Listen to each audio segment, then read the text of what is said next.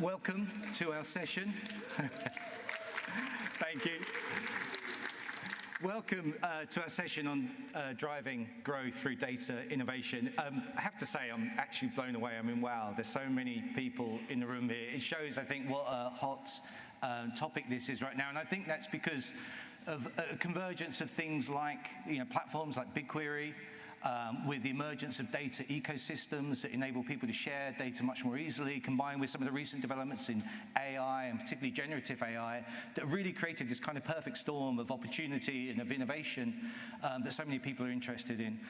So I have to confess, when we were putting this session together, we considered making it a partner-only session. All the speakers here today are partners of Google Cloud. They're software companies. And I'm so glad we didn't, because when I look at the attendee list, there's a whole bunch of folks here from many other industries, which is great. And if you wouldn't mind, I'd like to do a quick show of hands.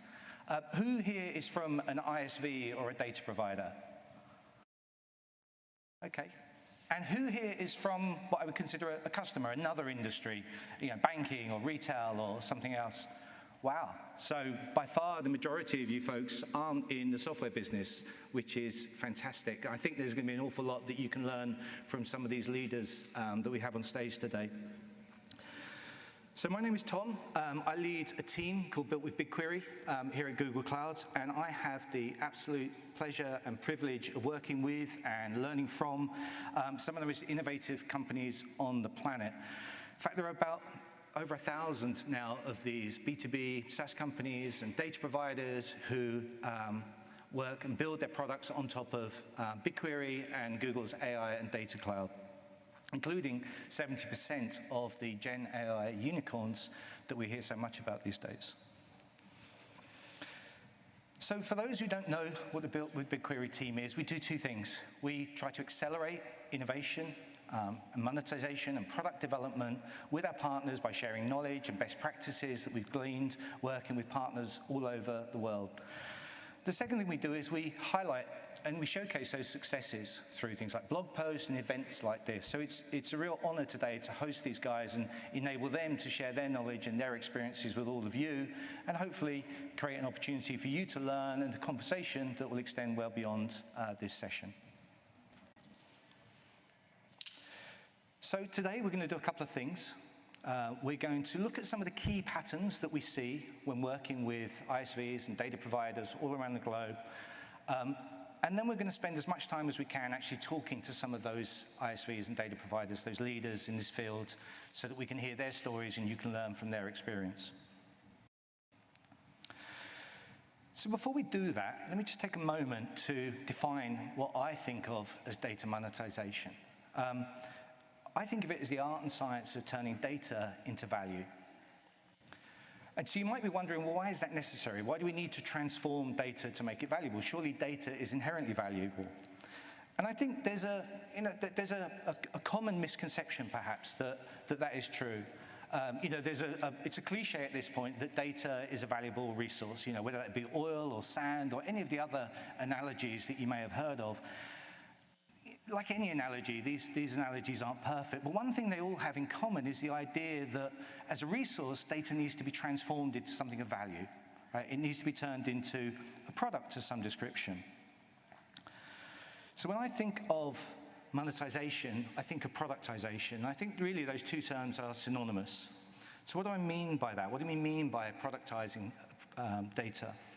So first and foremost, of course, you have to have process for developing that product, right? You have to have a development process that ensures it's fresh, it's accurate, it's tested. You have all of the things that you would have with any other software product. You need to have a roadmap so that you can ensure that you're continuing to give value to your customers as it evolves. And of course, you need to have a way of distributing it to get it into the hands of your customers. But perhaps more importantly, it needs to provide some value to customers. And this sounds obvious, right? But so often it's overlooked. The idea that you have a great data set, people are automatically going to consume it, just doesn't bear reality. So focusing on the value that it provides to your customers, but also, of course, it needs to provide value to you as a data provider. A product that doesn't provide value to you isn't going to have a very long life cycle as a product or a very long roadmap. And there are a couple of ways of doing that, through direct or indirect monetization, which is really where we're going to spend our time today. So just to unpack those concepts a little further, often overlooked in this whole thing is the idea of indirect monetization. It's incredibly important. So it manifests in all sorts of different ways. So basically, it's about creating increased differentiation, increased usage, increased stickiness of your product through the provision of these data products within it. So that may be in the form of helping you to acquire more customers or be more effective in converting those customers from prospects because of the additional products that you're providing. It could be that it helps to improve things like retention and engagement and adoption within your customers because you're providing new capabilities they may not have had before that make certain classes of users much more engaged with the product that you have already. You know, a good example is perhaps an e-commerce vendor who has a platform providing information about how that platform is performing, you know, how it's converting customers throughout the shopping cycle is a really valuable way of providing additional value to those customers over and above simply the act of providing the e-commerce platform. It may provide competitive differentiation so that it helps you to compete more effectively when you're in a head-to-head with some of your competitors. Importantly, it can be a way of proving value to your customers. Again, in the e-commerce example, you might launch a new feature that enables you to A/B test two different flows. By allowing the customer to understand the difference that you're making in the conversion rate, you're proving the value that this additional feature has provided to them, and therefore the value that they get from subscribing to your product. So an incredibly important way of proving value. And also, and this relates more to the data sharing ecosystems, but the idea that you can create increased go-to-market alignment. So if you're talking to, for example, a Google seller, one of the field sales reps here for a customer, the fact that you're sharing data with their customer, which generates additional consumption within their tenant, is a great reason to have a conversation, often overlooked as one of the benefits here. So of course, the most obvious way that you monetize is directly. And there are a number of ways that you can think about this as well. For example, you know, one of the decisions that you'll need to make is whether you're going to bundle this additional feature within the core product or perhaps an additional tier. For example, you know, your basic version may not have a data product attached to it, but the pro version may do, and the enterprise version may have an even greater level of capability that you provide to them, or you can have it as a standalone product, something that you sell independently of the main product as cross-sell or an upsell. You've got to think about things like how do you want to charge for it? Is it a subscription? Is it pay-as-you-go? Do you do even a perpetual license? And how do you think about that? Do you provide a flat rate?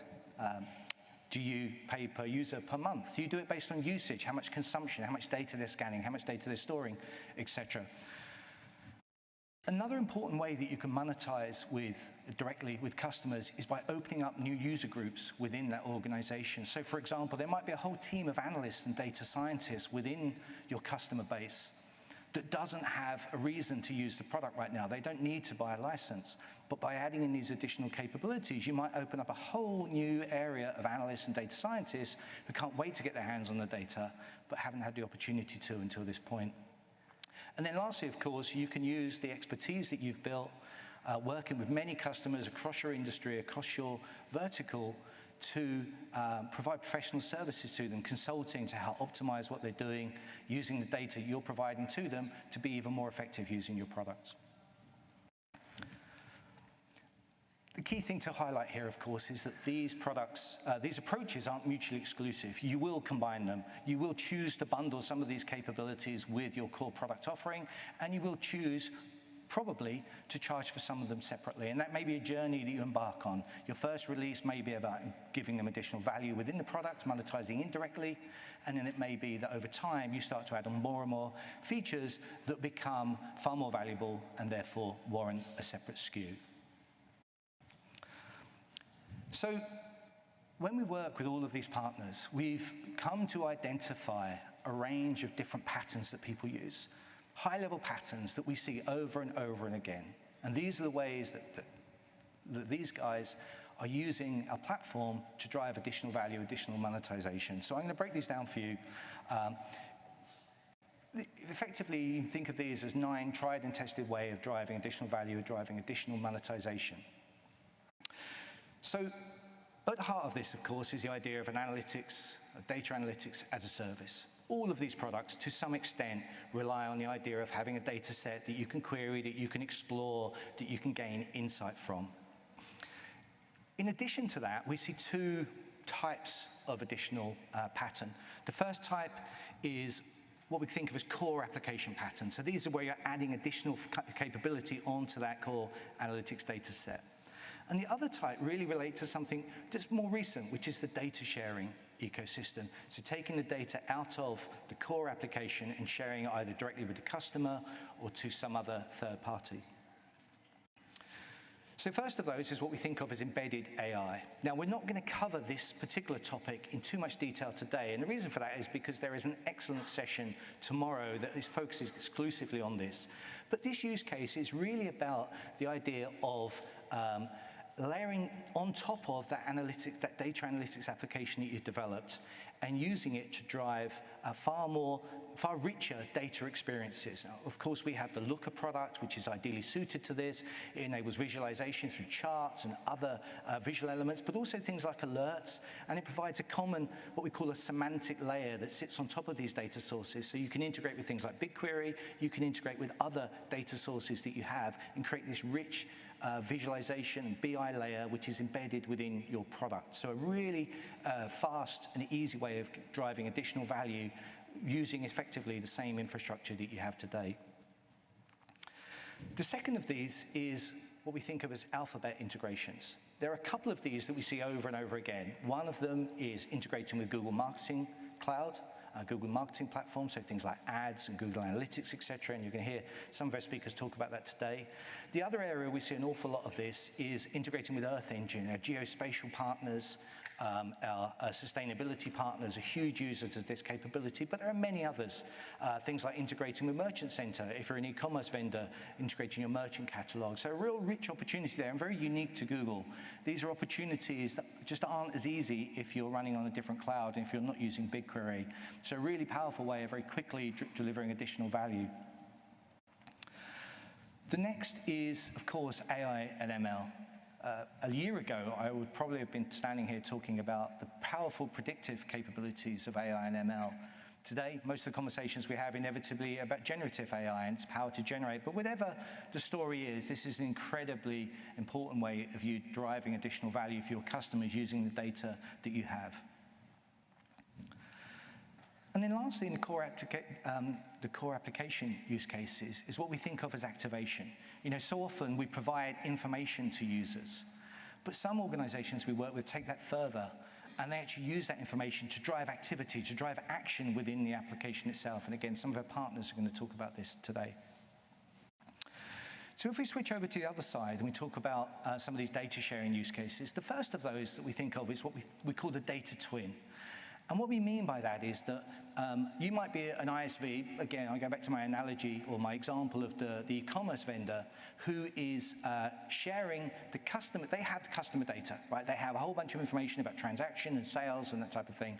And the customer finds that data really valuable and they want to combine it with the rest of their data estate. They might have CRM data, they might have inventory data, and they want to bring it all together so they can create that 360-degree view of their supply chain, of their customer, etc.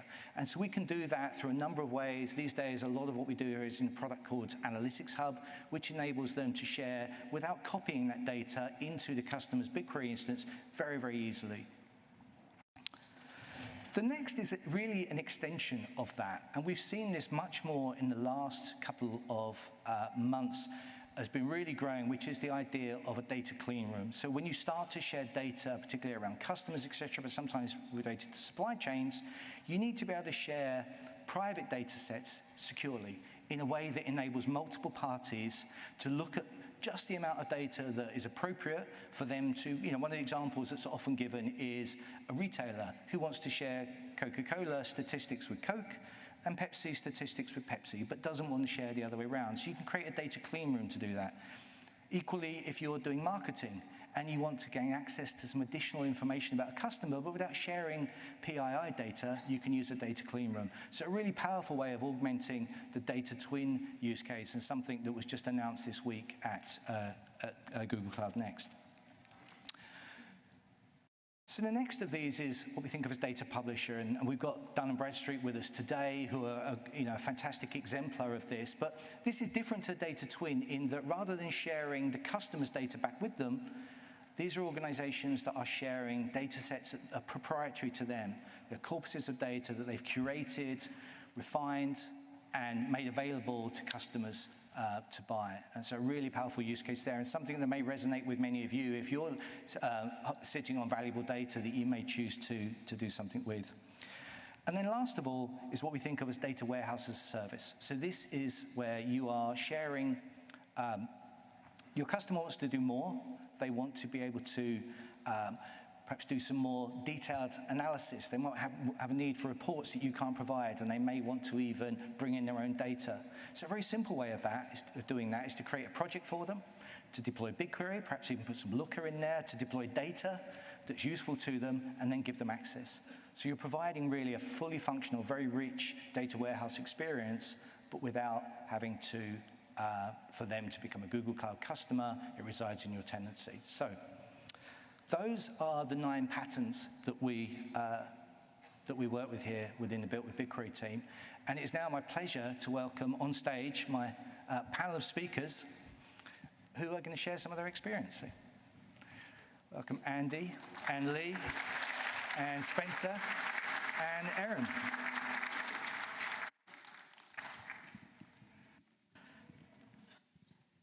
So, to get us started, I'm going to ask you each to just introduce yourself, to spend a minute or so telling who you are and who a little bit about your company. So starting with you, Andy. All right. Well, thank you, Tom, and Google Cloud for hosting this and everyone attending. I'm Andy Skrei, VP of Product at Exabeam. Exabeam is a security operations platform. We help large organizations detect, defend, and defeat attacks that start both internally and externally. We do this by delivering a modular platform that helps us meet organizations where they are in their maturity journey. This typically starts with cloud-scale security log management, being able to ingest a large amount of data, making it available for search, reporting, and detection. We can layer on additional capabilities like our advanced AI-based behavior analytics that normalizes and learns the behavior of every user and device to identify anomalies to root out threats. And finally, we offer automation, so organizations can automate the full threat detection, investigation, and response lifecycle for more consistent and repeatable security outcomes. Thanks, Ed. Thank you. Hi, everyone. I'm Leigh Luxenburg from Dun & Bradstreet. I manage co-innovation with Google Cloud, and we've seen a lot of that since we've started our partnership. Dun & Bradstreet started 180-something years ago as a business credit agency and soon realized that the underlying data for that business credit and the sources that it came from was value of itself and the insights that came of it. So we, since then, quickly realized we will create data as a product and be able to sell that as value for customers, but also fuel SaaS offerings in spaces of sales and marketing, third-party risk and compliance, and also master data management for customers across all sizes. Great. I'm Spencer Pingry, head up software architecture for Optimizely. Optimizely is a suite of products built for marketers and developers to deliver personalized and optimized experiences. We do this through kind of 3 main sets of products. One is content, so everything to do with content from ideation, collaboration, creation, and delivery. The second is commerce with our configured commerce products for B2B and B2C. And then the last, which I'm going to spend all the time talking about today, is our experimentation products, which are for web experimentation for on-site and in-code and feature experimentation for flag-based experimentation. Thanks, Spencer. And I'm Erin Bolkins. I am a VP of Product at LiveRamp, and LiveRamp is the partner of choice for identity-driven data collaboration for the world's most innovative companies. We help companies really understand their customers through the power of data, and we help them interact with their customers and guide the customer journey, ending in the best results for both them and their customers. Thank you, Erin. So let's jump into the conversation. So by now you're all familiar with this model. I want to start off with really the core of this, and Andy and Leigh, it'd be great to hear from you. Andy, you've always been built on BigQuery. Leigh, you've decided to move there more recently in the last couple of years. So I'd love to hear from both of you about why you made that decision and how it's worked out for you. So perhaps starting with you, Andy. Yeah, absolutely. We started our journey with BigQuery about 2.5 years ago. Exabeam started out as an on-premise appliance-based company. And so when we wanted to make that replatforming shift to cloud, we chose BigQuery. And there were two primary use cases that we were really looking to solve. First is we wanted to make sure that we were able to have a platform-level data store so we could collect, normalize all of the data once, and then monetize that data multiple times through different applications and insights that we provide. One of those primary drivers was our security analytics capability. So we needed a BigQuery or a data store that could scale to drive the detection capabilities that our customers expect. We offer multiple different analytics engines, and actually yesterday we were named the Tech Partner of the Year for Security Analytics from Google Cloud. So that was a big driver for us, was that platform data store. Secondly was our ability to give our customers access to that data store to query it during security investigations. And there were a number of really key use cases there. One is we needed customers to have the ability to ingest all of the data that they cared about. They needed to be able to retain that data for up to 10 years based on compliance and investigation needs. And they needed to be able to access that data at scale quickly. When you're doing a security investigation, you have a breach, you can't afford to run a query and wait 30 minutes, both for data that just came in and that data that's 10 years old. We also needed to make sure that customers had the ability to craft complex queries, access and the right insights, and aggregate that data. The last one we needed to make sure that the solution scaled based on the access on demand. When you're in an incident or a breach, you may have 10x the number of queries and people using that service. We need to make sure that service is highly available when our customers need it the most. BigQuery was the choice for us. It's really been delighting our customers in terms of the applications we're delivering, and it's helped our engineering team deliver new features and applications much faster without having to worry about where do I get the data, how do I format it, and manage the data lifecycle. Brilliant. Thank you, Andy. Leigh. And for us, I mean, much like Andy's response, security, infrastructure, and scale is important for Dun & Bradstreet. Not only our 180 years of data, but business information for over 525 million companies across the globe. And so having one place where all of that information can work together and efficiently was something that we haven't had in a long time, and really a big driver in our decision to move not just our data, but all of our platforms to Google Cloud. In doing so, we are able to fuel our products, our data, our SaaS offerings, our models for our customers that use our data so much more efficiently and consistently, and without the data latency issues. And just finding that as we continue to migrate and make everything consistent in one place, where the customers are already reaching out to us to say, clearly they're better, they're faster, they're cleaner. Thank you so much. And so it's a great partnership we have with Google Cloud. Fantastic. Thank you, Leigh. So in order to save us a bit of time here, I'm going to group some of these categories together because some of them, there's some overlap here. And so I want to start off with you, Spencer, and to talk about a couple of things. I know that you have some deep integrations with Google Cloud, Google Marketing Cloud, but also by design, from day one, particularly with the products you're talking about today, you've always taken action within those products by design. So I'd love you to talk a little bit more about that. Yeah, so part of experimentation is always affecting the experience. So we always, any output of a result, an experiment, is always a change in action for the experience of the user. So that action and activation is part of kind of our core product. As it relates to integrations into the broader alphabet, anybody that's dealt with marketing or MarTech industry knows you always get the question, how does this compare to Google Analytics? And how do you integrate better with AdWords and analytics and kind of that stack? And so two things that we've been doing, which kind of on the back end through BigQuery has really helped facilitated, is with Google Analytics, we can now kind of get common reporting across the two products so that you can view experiment results within Google Analytics. And then coming soon is also the ability to take audiences defined in Google Analytics and activate them directly through experimentation, and so that those audiences that you define, we can deliver all the way through to the experience and measure the output of those experiments. And maybe the last call I'll make, just because it's relevant at the moment, is Google a year ago also decided to sunset a product called Google Optimize, which we've been helping migrate a lot of customers over to. If you're on Google Optimize, you have about 4 weeks to move off. So feel free to sales pitch, feel free to find somebody with an Optimizely badge, and we're happy to help you finish that migration. Absolutely. So, Erin, you mentioned that you're the platform of choice for data collaboration, and so inherently you're integrating with other systems there. Do you want to say a little bit more about how that works for you? Yeah, absolutely. We have really deep integrations with the Google Marketing Platform. Virtually all of LiveRamp products are available through the marketing platform. And it really smooths the transition and eases customer onboarding by making available the patterns that many customers are used to, available for our products as well. And not only is their onboarding and purchasing experience smoother, but they're able to optimize not only budgets, but resources when it comes to operating through the Google platform with LiveRamp products. And the fact that you're hosted on Google Clouds and you're integrating with Google products creates an enormous amount of benefits associated with that, right? Because it's all in the same place.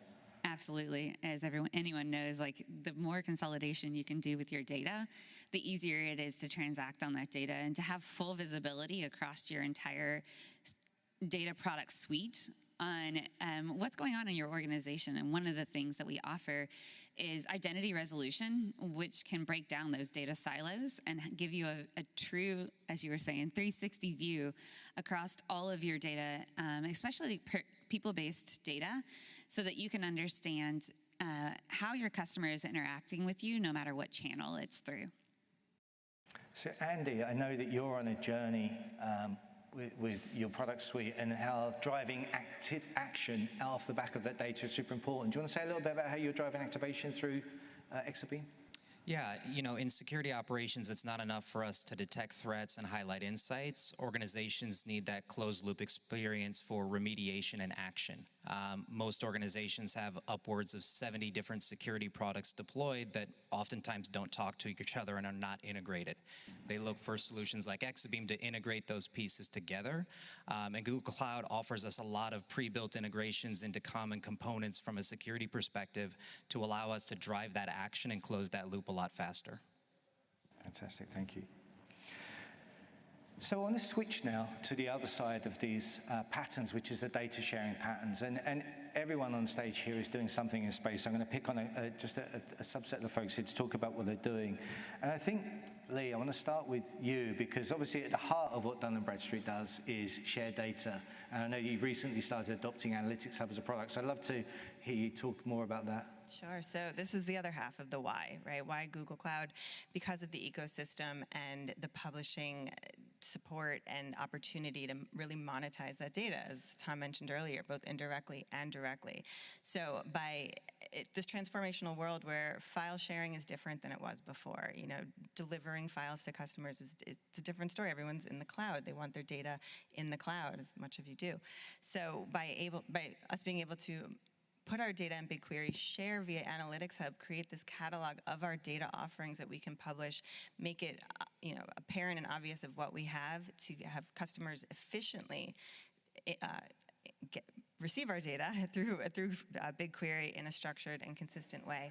Also, again, reducing that latency issue to reduce their risk, making sure their data is more up to date.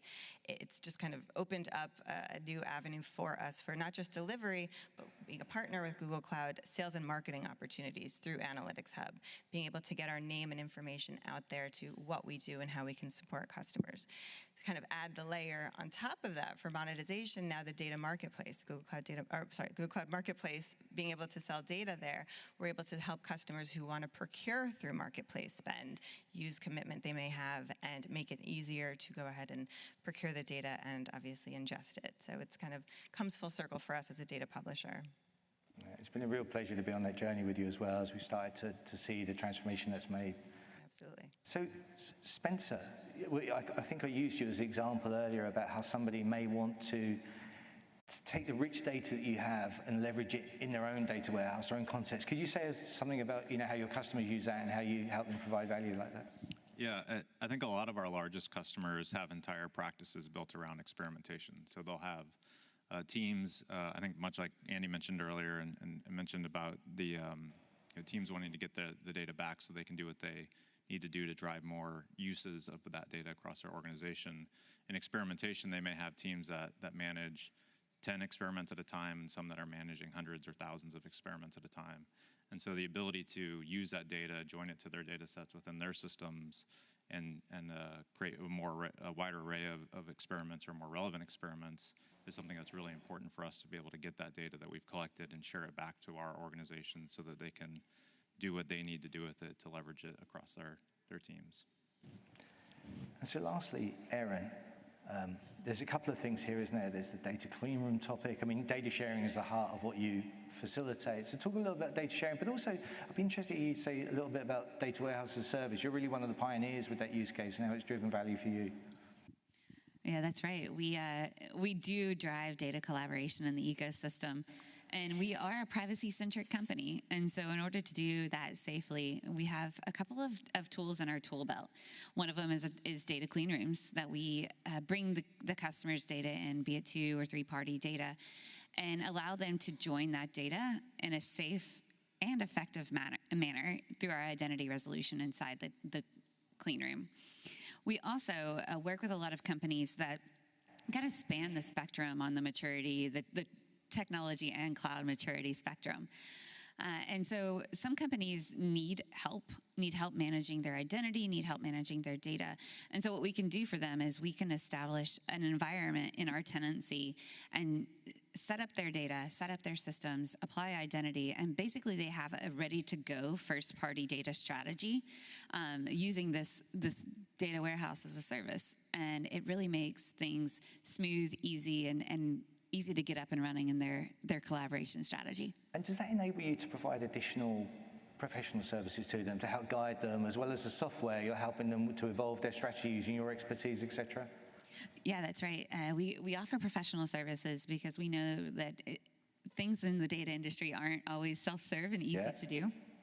So especially when it comes to our deep industry expertise in identity, we can offer consulting on how to build the identity strategy for your business goals, and having access to the data and having an environment in our tenancy allows really fast iteration because we don't have to go back and forth and ask for permission, and it has all the tools at our disposal in order to make progress really, really fast. Fantastic.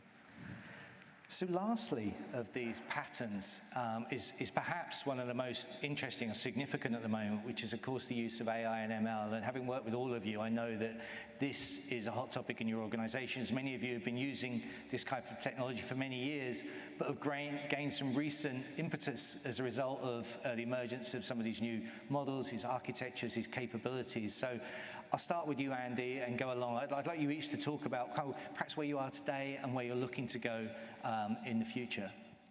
Yeah, as you mentioned, we've been using AI from the very beginning to try to help detect threats and behaviors. But generative AI is a really interesting space now for us for a number of different reasons. One of the key things from a Google partnership perspective is Google's one of the only companies that offers a commercially available LLM focused on cybersecurity. And that's really important for me, is having that security expertise built into an LLM that we can start to leverage and productize for our customers with that right level of context. From what are we looking at, there's a number of things. First is we want to help our customers be able to secure their own LLMs that they're developing in-house through our platform. And the other big area is how do we help with the cybersecurity talent shortage by really offering new innovative features that can help train new cybersecurity professionals on the job, help them understand what they're looking at, derive new insights that they may not know to really accelerate their ability to understand the problems that they're looking at, both all the way down in the SOC from an analyst perspective. But we also look on the flip side. What does a CISO need in terms of being able to talk to the board of directors when it comes to specific cyber incidents and threats? It's a different talk track and different level of detail than an analyst needs, even if it's the same threat. So how do you extrapolate, how do you use generative AI to tell both sides of that story? So really excited about the partnership we have with Google to start to deliver some of these capabilities across our platform. Dun & Bradstreet is excited to announce this week our partnership in generative AI going forward, and first being Vertex AI being a foundational technology in our AI lab. And this is a place where our customers come and develop applications and models using our data that help them support, obviously, their business, whether it be understanding who they should go after for a sales and marketing perspective, or who they can or should do business with third-party risk suppliers and vendors. We provide a lot of data, we provide a lot of insights, we have a lot of data science behind it, but also using AI to make that information more understandable, more readable for companies to really know who are they working with, should they be working with them, and then even creating the linkage of who are these businesses and who are they connected to.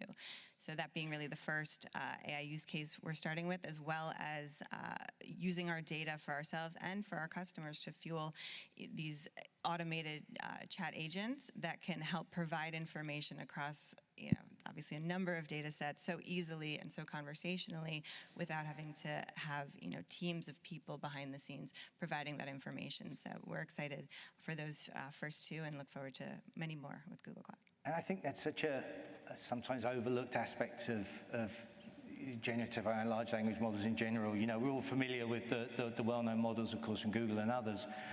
But that data is largely trained on publicly available information across the web, et cetera. But there's an enormous amount of incredibly valuable data that's private to companies that have spent 180 years curating that data and making it valuable. And so the ability to expose that information through a large language model is incredibly powerful. And we're really excited to be working with you to help make that happen.